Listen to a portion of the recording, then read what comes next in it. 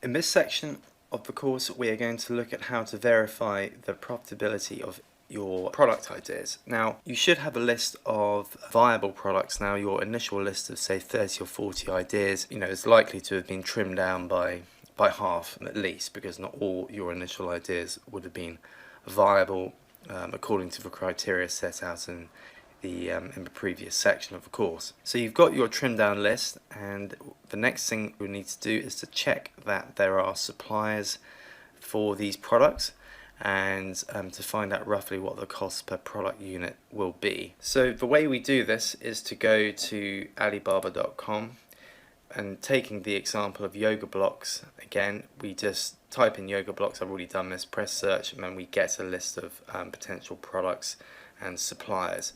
Now we don't want to look too deeply into it. We just want to check that what price will be for the actual product, roughly. So looking at this, it looks as though it's going to be roughly $1 per block. And so if we're selling 2 blocks in one product, then we know that the actual product cost is going to be $2. And I think it would probably be wise maybe just to add another $1 onto that for packaging and so forth. So we know that each yoga block product is going to cost us roughly $3. Now with that information, just going back to the spreadsheet, we need to go to sales calc. And what we're going to be doing, and it's important to mention this now, is we're going to be selling the products more expensively than other people. So we're going to be selling premium. We don't want to sell cheap. We want to sell premium, because premium products, more expensive products, generally tend to sell more than cheaper products, but we'll go into that a little later on. So once we've done that, we need to go to sales calc, and I've given a link for this in the manual. Now for yoga, the idea of sales calc, or the Amazon tool, is to essentially find out if you're selling a particular product for a certain price on Amazon, whether it's going to be profitable. So let's take the example of yoga blocks again. So what we would need to do is to find the correct category, which in this case would be sports. The sale price. Now the sale price we would need to, because we're going premium, like I just said, we need to be more expensive.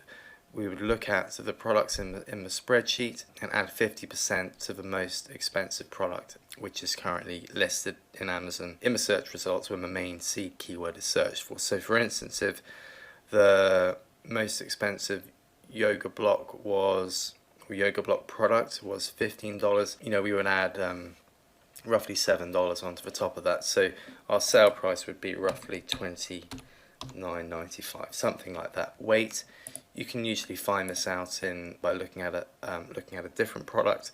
It sometimes gives the weight. You can also look at the manufacturer. The information may give an Alibaba to determine the weight of each block. Let's just say it's £3. Shipping method, just keep it as domestic standard. Shipping price, it kind of depends, but I think you can. Actually, it gives $5.99 as a standard domestic price now. But it doesn't really matter, because that doesn't really. I mean, it does determine what your profit will be, but that's kind of up to Amazon and up to the customer. So we need to tick Pro Merchant Subscriber, because that's what you will be when you sign up to Amazon. So the cost to acquire, that will be what we just determined by looking at Alibaba. So the cost to acquire would be, let's say, $3. The cost to ship, and this is per individual product. So if we had, say, 500 yoga blocks, and the shipping was 500 in total, that's going to mean it's going to be $1 per block. If we're selling 2 blocks, let's just say the shipping is going to be $2. Desired profit, we don't need to worry about that, because we're actually you can add this information in, but we're doing it the other way round. So we've now determined that we're going to be selling the yoga blocks at $22.95. The weight's £3. Shipping domestic standard. Again, it doesn't really matter too much about that. I mean, it does make a difference, but like I say, just set up whatever it is for domestic standard. Pro Merchant, $3 to acquire, $2 to ship. Now, once we've entered all of that information in, we can see what we're actually going to be making. So the proceeds, which are the sale price plus the shipping, will be $28.94. So that's what the customer will be paying.